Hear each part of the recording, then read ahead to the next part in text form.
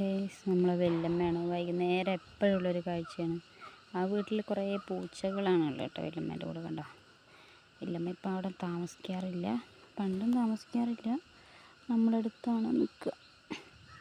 അപ്പോൾ വല്യമ്മ വൈകുന്നേരം ഡ്രസ്സൊക്കെ മാറ്റി കുളിയൊക്കെ കഴിഞ്ഞ് ഇങ്ങനെ പോവുകയാണ്. മഴ വരുന്നുണ്ട് എന്ന് പറയാം വല്യമ്മ.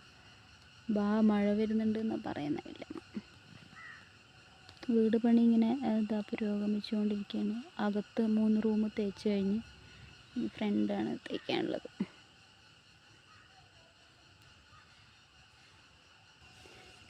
ഈ ഒരു മരമല്ലേ, നല്ല ഭംഗിയാണ് ടെറസിൻ്റെ മുകളിൽ രാത്രി നോക്കാൻ. കാരണം ഇപ്പോഴാണ് ഇതിന് ഇലയൊക്കെ വന്നത്. ആദ്യം ഇങ്ങനെ ഈ ഒരു ബ്രാഞ്ചസ് മാത്രമേ ഉണ്ടായിരുന്നുള്ളൂ. നല്ല ഭംഗിയുണ്ടായിരുന്നു കാണാൻ. ഇത് ആക്ച്വലി എൻ്റെ അമ്മേൻ്റെ ചേച്ചി ഉണ്ടല്ലോ, അശ്വിൻ്റെ ഒക്കെ അമ്മ. അപ്പോൾ മൂത്ത എപ്പോഴും തലയിൽ തേക്കാൻ ഇങ്ങനെ എണ്ണ ഇങ്ങനെ കാച്ചിട്ട് കൊടുക്കും. അപ്പോൾ അമ്മ അതെപ്പോഴും തേക്കുമ്പോൾ അമ്മ നല്ല എണ്ണയാണല്ലോ. അപ്പോൾ മൂത്ത ഒരു ദിവസം ഇവിടെ നമ്മുടെ ഒരു വല്യമ്മ മരിച്ചപ്പോൾ ഇവിടെ വന്ന് പോകുമ്പോഴാണ് ഈ മരം ശ്രദ്ധിച്ചത്. അപ്പോൾ അമ്മയോട് പിന്നെ പറഞ്ഞത്ര, ഈ മരത്തിൻ്റെ മുകളിൽ ഒരു കായുണ്ട്, ഒരു 2 ഭാഗം ഇങ്ങനെ ഒരു മാല പോലത്തെ ഒരു ചെടി.